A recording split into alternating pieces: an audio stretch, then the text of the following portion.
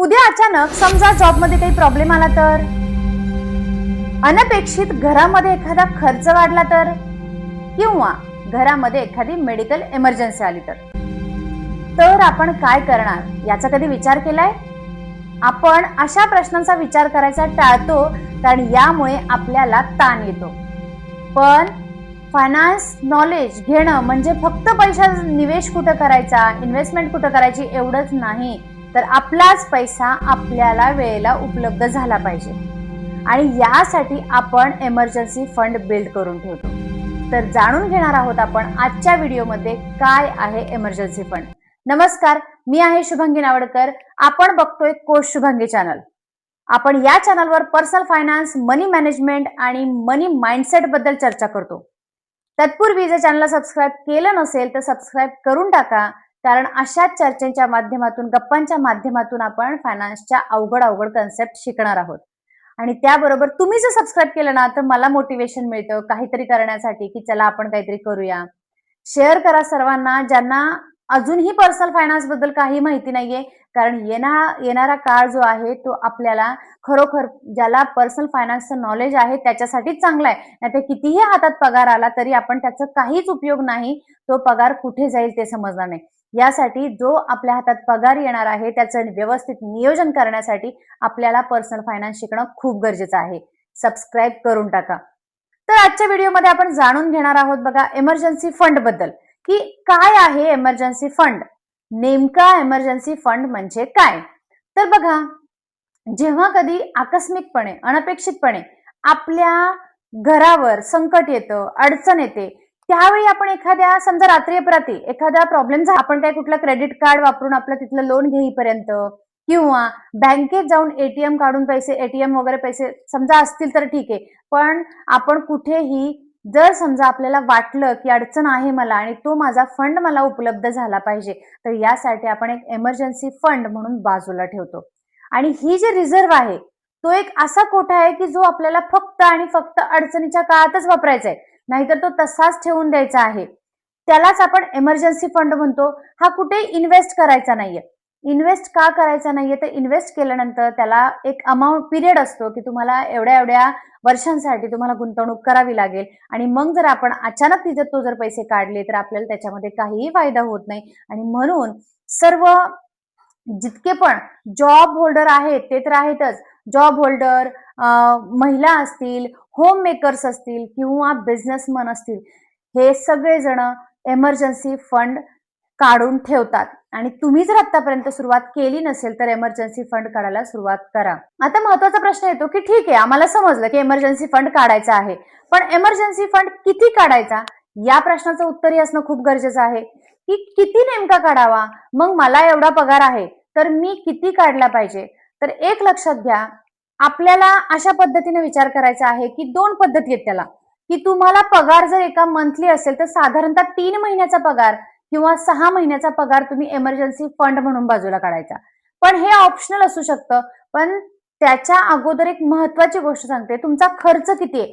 तुमचा जर महिन्याचा खर्च 30,000 रुपये असेल तर 6×18 म्हणजे 1,80,000 एवढा इमर्जन्सी फंड तुम्ही बाजूला काढून ठेवला पाहिजे. तो मग कशासाठी वापरायला लागू देत, पण इमर्जन्सी फंड तो तुम्ही बाजूला काढायचा. जेव्हा कधी तुम्हाला असं वाटलं की नाही आता मी इमर्जन्सी फंड मधले पैसे वापरतो, वापरा, बिंदास वापरा, पण पुन्हा त्याच्यामध्ये टाकून ठेवायचे आहेत. आणि तुमचा 1,80,000चा कॉर्पस हा कायमचा इमर्जन्सी फंड म्हणून तुमच्या घरात, तुमच्या बँकेत असलाच पाहिजे. एखादं सेपरेट अकाउंट बनवा, त्याच्यामध्ये तो इमर्जन्सी फंड असलाच पाहिजे. लक्षात घ्या, मेडिकल इमर्जन्सीमध्ये असं असतं की आपल्याला अचानक खूप सारे पैसे लागतात, आणि त्यावेळी जर आपल्याकडे पैसे नसतील तर होतं काय माहितीये का, एकतर आपण आपल्याकडचं जे इन्व्हेस्टमेंट आहे ती मोडतो, किंवा आपण लोन घेतो. या दोन गोष्टी करतो आणि दोन्ही गोष्टीमध्ये आपल्याला तोटा होतो. त्याच्यामुळे असं गृहीत धरून चालणं की काय इमर्जन्सी येणार आहे तेव्हा, असं गृहीत धरून चालण्यापेक्षा मला असं वाटतं की इमर्जन्सी काही येऊ दे, नाही आली तरी काही प्रॉब्लेम नाही. उलट मी म्हणते की कुणाकडे इमर्जन्सी येऊच नाही, पण नाही आली तरी काही प्रॉब्लेम नाही. पण आपण पॉझिटिव्ह विचार करण्याबरोबर ट्रू काय आहे, सत्य काय ह्याचाही विचार करायला हवा, की समजा इमर्जन्सी आली तर, आणि त्याच्यासाठी तुमच्या सगळ्यांकडे इमर्जन्सी फंड असलाच पाहिजे. आता याच्यामध्ये पुढचा एक प्रश्न आपल्याला पडतो की कोणते खर्च इसेन्शियल पकडायचे, की माझा जर मंथली एक्सपेन्सेस 30,000 रुपये आहे तर याच्यामध्ये काय काय पकडायचं.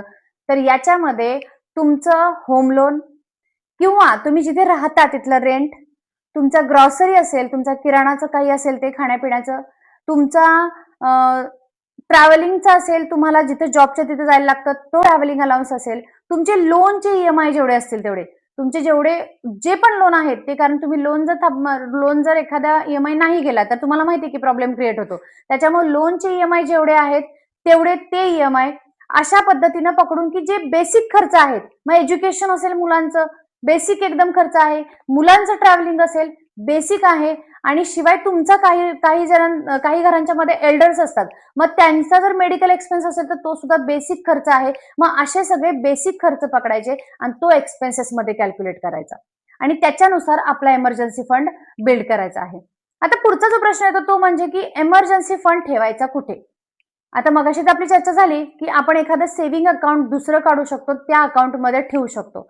आता त्या अकाउंटमध्ये ठेवलं तर काय होणार आहे, त्या अकाउंटमध्ये ठेवलं तर तुम्हाला ऍटलिस्ट बँक 3% रिटर्न देते. 3% रिटर्न तुम्हाला तिथे जमा होतील, किंवा तुम्ही ती कुठल्याही कॅशच्या माध्यमातून ठेवायची नाहीये, किंवा तुम्ही त्या लिक्विड फंडमध्ये टाकू शकता, म्हणजे ज्याचं होरायझन 3 महिने वगैरे आहे किंवा 6 महिने वगैरे आहे अशा फंडमध्ये सुद्धा टाकू शकतात. कारण 3 महिन्याचा ठीक आहे, लिक्विड फंड तुम्ही तुमच्या चॉईसेसनुसार करू शकता. तुमचा जर कॉर्पोरेट मधला जॉब असेल किंवा खूपच आता गव्हर्नमेंटचा काही प्रॉब्लेम येत नाही, पण ज्यांचा जॉब असा आहे की प्रायव्हेट सेक्टर मधले जॉब असतील की सांगू शकत नाही कधी जाईल तो, मग अशा वेळी आपण कॅश लगेच आपल्याला उपलब्ध होईल अशा ठिकाणी ठेवणं गरजेचं आहे. आता समजा तुम्ही असं मला म्हणालात की माझ्याकडे 2 लाख रुपये आहेत आणि मी ते इमर्जन्सी फंडसाठी ठेवलेले आहेत, पण मग मी ते इन्व्हेस्टमेंट करतो. तर असं म्हणालात तर ही एकदम म्हणजे अशी बाब आहे की तुम्हाला जर इमर्जन्सी फंड मधले तुम्ही जर पैसे इन्व्हेस्ट केले तर तुम्हाला ते वेळच्या वेळी उपलब्ध होणार नाहीत आणि त्याचा तुम्हाला फायदा सुद्धा होणार नाही. कारण इमर्जन्सी फंड हा असा आहे की तुम्हाला तो इमर्जन्सीलाच वापरायचा आहे आणि इन्व्हेस्टमेंट अशी असते की तुम्ही जी शॉर्ट टर्म लॉंग टर्म मध्ये घेता.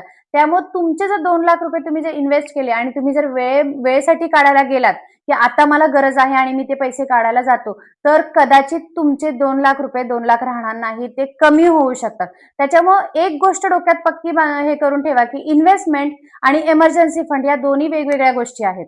इमर्जन्सी फंड मध्ये तुम्हाला लगेच पैसे हवे असतात आणि इन्व्हेस्टमेंट ही लॉंग टर्म येते, त्याच्यामुळे तसा विचार करू नका. आता आपण चर्चा करूया की इमर्जन्सी फंड तयार कसा करायचा. जर नसेलच तुमच्याकडे, अजिबात तुमच्याकडे कोणतेही इमर्जन्सी फंड नाहीये, तर तुम्ही महिन्याला पहिल्यांदा 2,000, 3,000, 5,000 असे पैसे बाजूला काढून ठेवायला सुरुवात करा. हळूहळू तो फंड बिल्ड होऊन जाईल. त्याच्यासाठी वेगळा स्ट्रेस घेण्याची गरज नाहीये की मी आता पैसे आणणार कुठून आणि इमर्जन्सी फंड बिल्ड करणार कुठून. पण इमर्जन्सी फंड नक्की कोणत्या ना कोणत्या माध्यमातून तरी बिल्ड करून ठेवा. आता हे पैसे, इमर्जन्सी फंडचे पैसे कुठे वापरायचे नाही ते एकदा समजून घेऊया आपण, की हे पैसे शॉपिंगसाठी बिलकुल वापरायचे नाहीयेत, व्हॅकेशनसाठी बिलकुल वापरायचे नाहीयेत, फिल्म हॉटेलिंगसाठी वापरायचे नाहीयेत, म्हणजे कोणत्याही लक्झुरियस गोष्टींसाठी हे इमर्जन्सी फंडचे पैसे वापरायचे नाहीत.